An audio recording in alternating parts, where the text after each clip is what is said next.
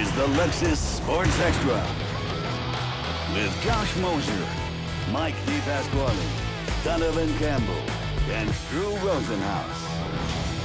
Hi, everybody. Welcome into a special Heat playoff edition of Lexus Sports Extra. I'm Josh Moser. Miami earning the top seed in the East, beginning their playoff run to a hopeful fourth NBA title against the 8th-seeded Hawks. We start first quarter. We saw the heightened playoff physicality right away. Trae Young wrapping up Jimmy Butler on the breakout. The two had to be separated, both earning technical fouls. Second quarter, the game finally getting settled down. Duncan Robinson lining it up and knocking it down. Heat up 19 after 2. Third quarter, Miami starting to pull away. PJ Tucker, corner triple. Remember, Tuck choosing to come to Miami after winning a title last year with Milwaukee. Tucker also missing the end of the regular season with a strained calf. This is what I live for. This is it.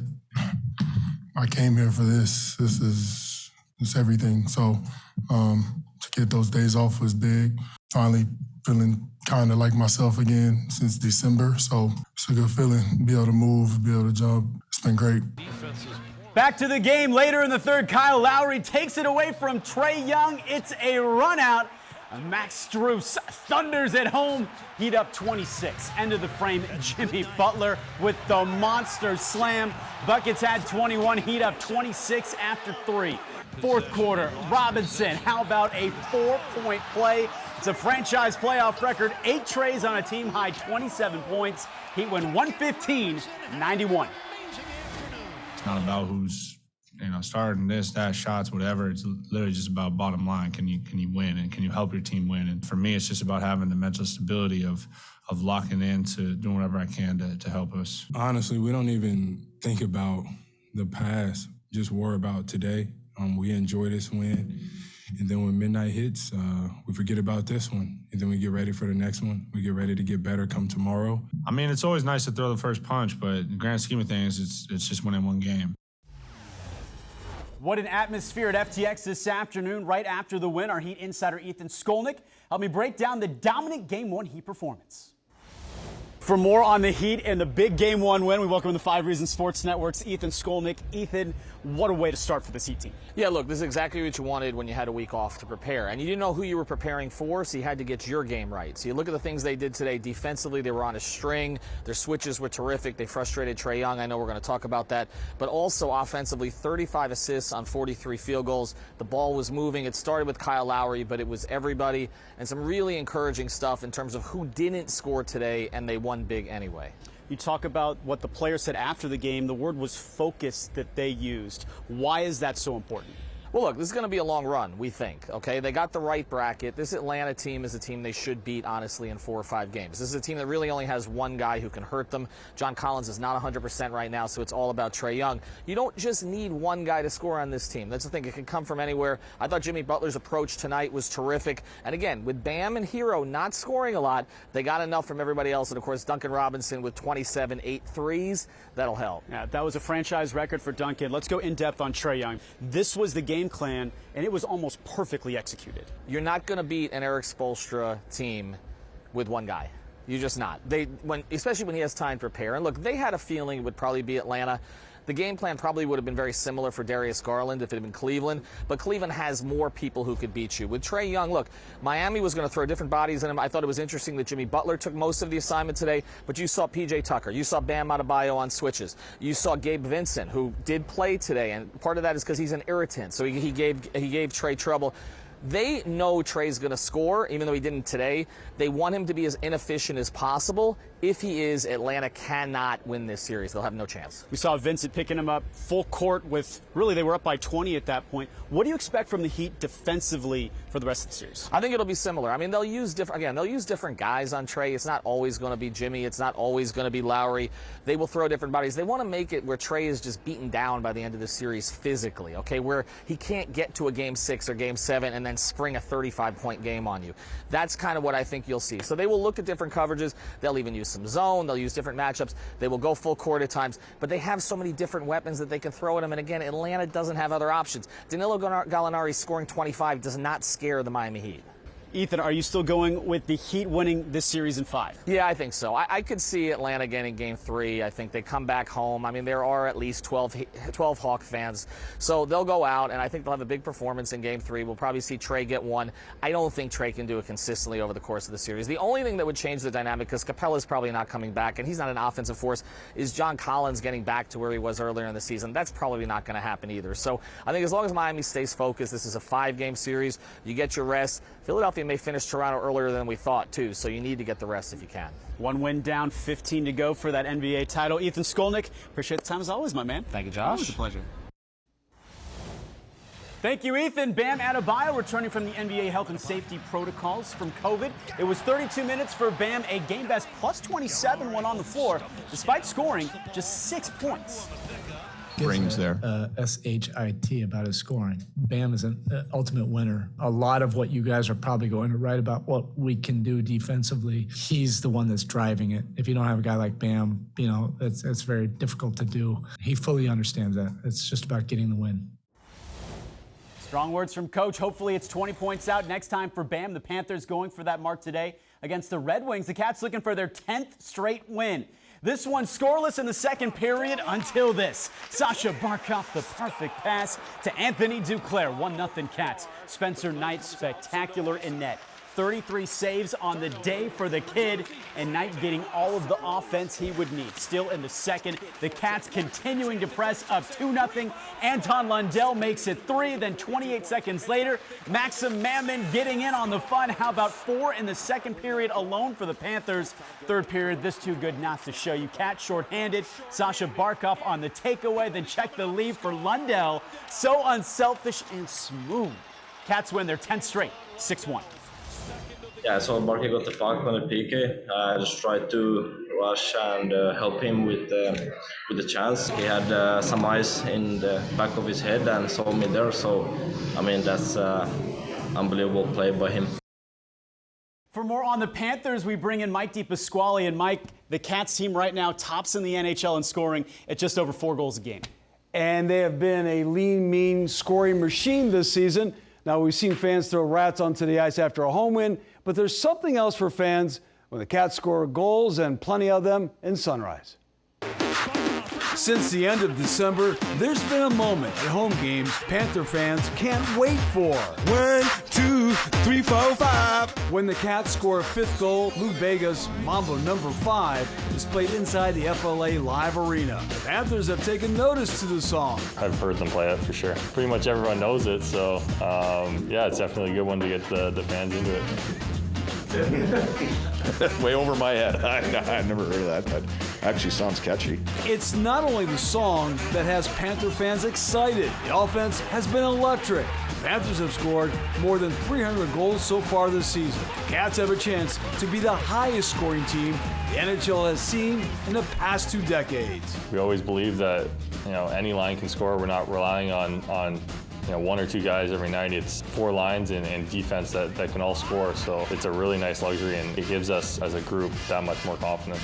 Right now, the Panthers lead the league, averaging more than 4 goals a game. Yeah, it's a luxury to have, and hopefully they can keep scoring at least 4 goals every game. Panthers lead the Eastern Conference. They're coming together at the right time. They really care for each other, and they love playing with each other, and they of any group I've ever been on, they love to watch other people have success, and they cheer it on. It just builds that team chemistry, that bonding, that pure love for each other, and that's the reason that where we're at. Back to the Mambo number 5 song. It's been played 12 times so far at FLA Live Arena. When the Panthers score a 5th goal in a game, 8 different players have scored that 5th goal. Jonathan Huber leads the way, doing it 3 times. I like the number 10 for 10 wins in a row. This team's playing great right now, Mike. They are. I want them to play Thunderstruck by AC/DC during the playoffs. They got to bring that out for the postseason. Thanks so much. All right. The Marlins having a season opening weekend. Miami looking to take 3 of 4 from Philadelphia. Many baseball experts believing Philly is the team to beat in the National League East. Bottom two, Brian De La Cruz blasting this one right back up the middle. Jazz Chisholm is going to come around. It's 2-0 Fish. Same frame, Miguel Rojas roping this one down the right field line. De La Cruz coming around on the RBI triple. It is 4-0 Marlins after two. Fast forward, bottom six, Marlins leading 7-1. This adds to it. Chisholm finding the grass in right. Joey Wendell scores. Then watch Jazz stretch this into a double. 3 RBI afternoon for Chisholm, moving from the 9th spot to the 6th in the lineup. Marlins win 11-3. We just went on the attack super early. We were patient on his chase pitches, but as soon as he got in the zone, we were ready to go. We all know that this is where we were supposed to start off the season anyway, so when we got back here, we said it's a new season, it's back to zero, and we're going to start it off here like we're supposed to. Everybody at home, say hello to Donovan Campbell. And South Florida is known for its great prep athletes. Donovan, there's one local softball player that is considered one of the best in the country, and she's not just great on the diamond. That's right. She's a fierce competitor who has a way of mowing down her competition. However, this fireballer from Doral has a game that goes beyond the diamond.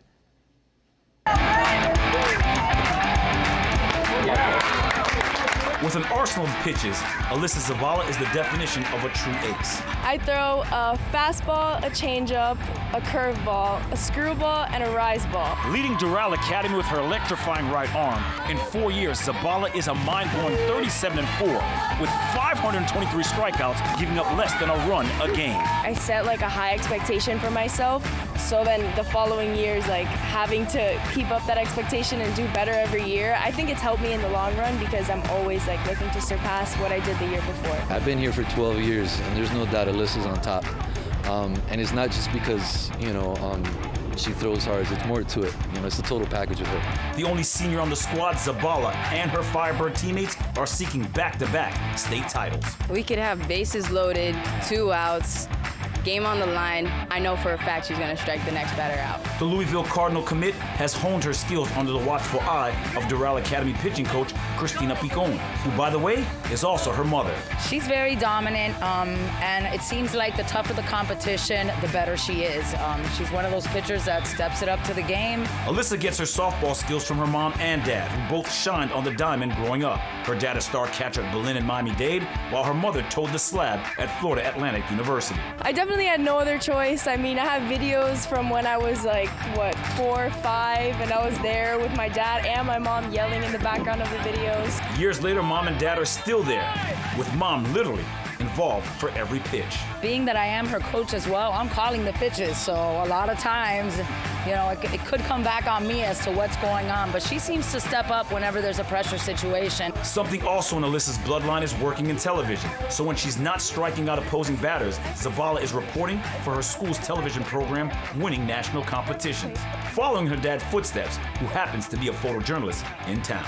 My dad is obviously in the field, so from a young age, I've always seen him in the field. I just love being on camera. I love talking. That's something that I inherited from my dad because he's the same way. My dad loves attention the same way I do. And a big reason why Alyssa chose to go to Louisville for her higher education is due to their great journalism program, which means she might be sitting in one of our seats one of these days. I think she's got a great shot, and all I can think of is she's going to make so much money with these NIL deals if she could talk on camera. Yes, she will. All right, Alyssa, best of luck. Thanks so much, Donovan. Coming up on Lexus Sports Extra, Drew Rosenhaus making a bold prediction on how many games the Dolphins will win next season. Ooh. Plus, Duncan Robinson setting a Heat franchise record with 8 threes in a playoff game. His head coach and teammates weigh in on D-Rob's memorable performance.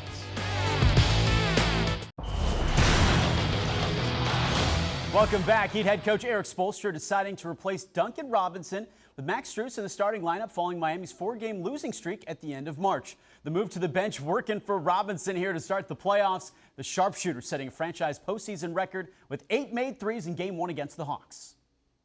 I knew, on the outside, people would be jumping to a bunch of different conclusions. In my mind, Duncan was still going to be a major factor. I don't have to explain it. Probably on Duncan just as much as anybody this year. So anytime he has these games where he's just lights out and he's not thinking, I love it. Look at the rest of the playoffs. 2-7 series, Kyrie Irving returning to Boston, letting the fans know they should be crying now that he's gone. Under a minute to play, tied at 111. It's who else but Irving. Big three. Uncle Drew had 39. However, the Celtics had a chance. Down one, final ticks. Jason Tatum is going to spin right around Kyrie. He's the hero. Celtics win a thriller, 115-114. 3-6 matchup in the East. Bucks hosting the Bulls. There's Giannis, third quarter. Here's the MVP. Body control, expert level. A game-high 27 for the Greek Freak. Under 1:30 to play, it is Brook Lopez.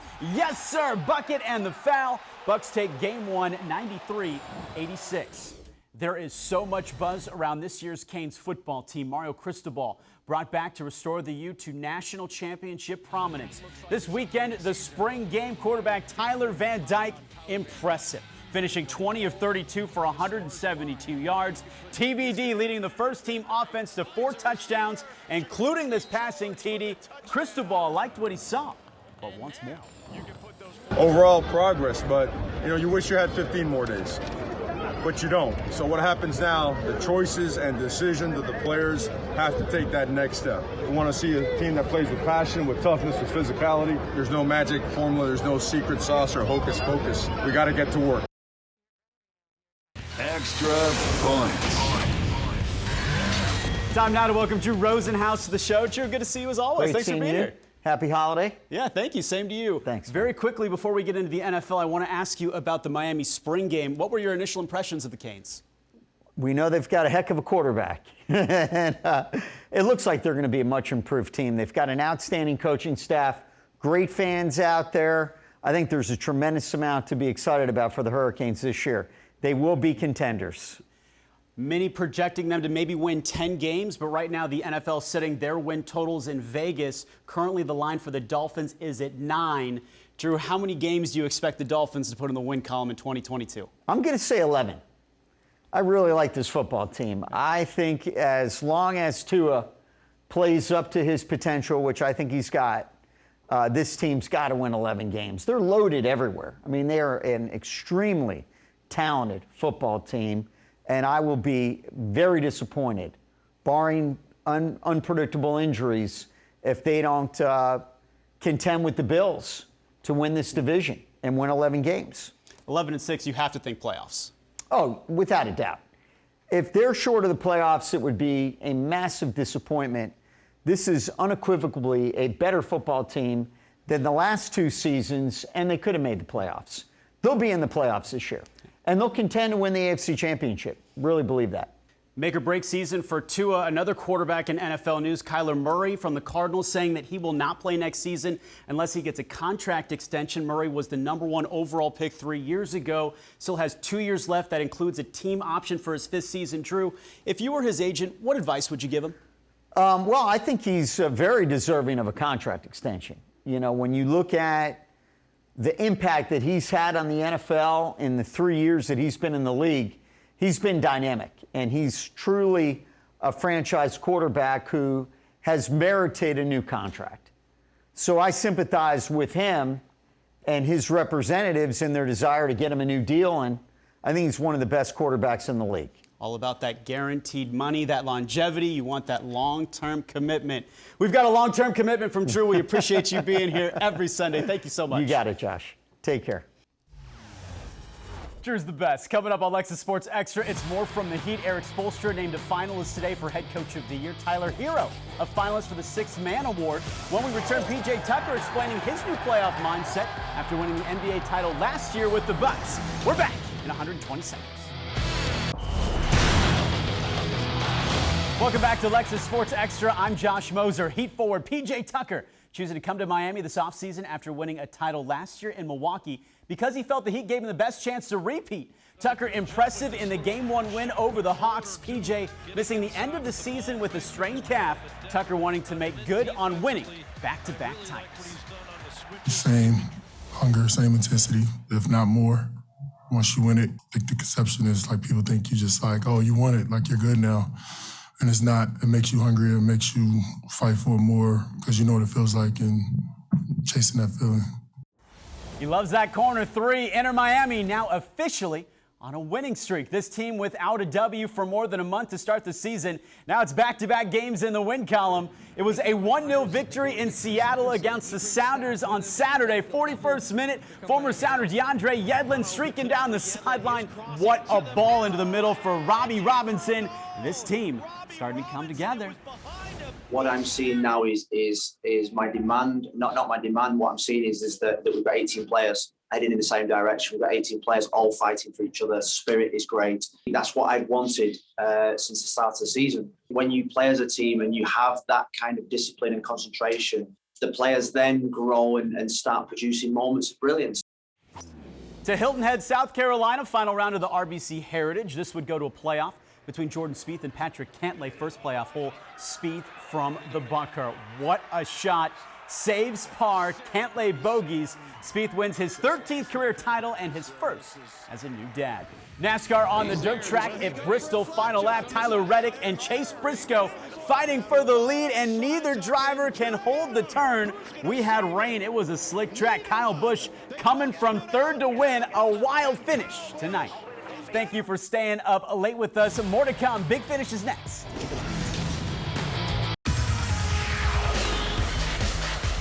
Big Finish, this one for the kids. The Easter egg hunt at the Marlins game. Go get them. Look at the girl in the orange right there. This is so much fun. A happy Easter, Passover, and Ramadan to everyone that is celebrating this weekend.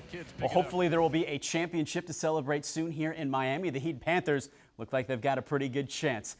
We hope you'll join us all postseason long. It's past midnight, so we've got to say goodbye. On behalf of Donovan, Drew, Ethan, and Mike, I'm Josh Moser. Thank you so much for watching Lexus Sports Extra. Good night, everybody. Have a great start to your week.